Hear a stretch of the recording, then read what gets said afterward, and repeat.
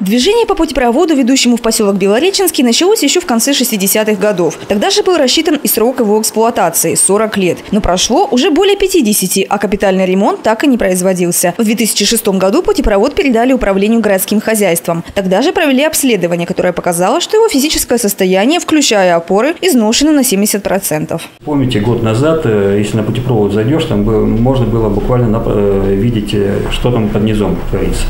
То есть отсутствовали вообще деформационные швы как таковые.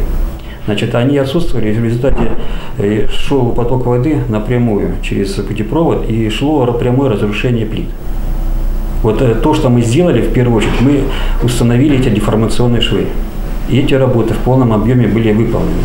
Вот эта работа по установке деформационных швов, она занимала 90% той работы, которую мы планировали в прошлом году сделать. Текущий ремонт моста был произведен на сумму 4 миллиона 600 тысяч рублей. Но работы подрядчик выполнил некачественно, за что уплатил штраф – 200 тысяч рублей. Тем не менее, срок службы моста был продлен. Что касается именно того, где доделают ли работы после, будем так говорить, некачественно сделанного ремонта, пока вопрос.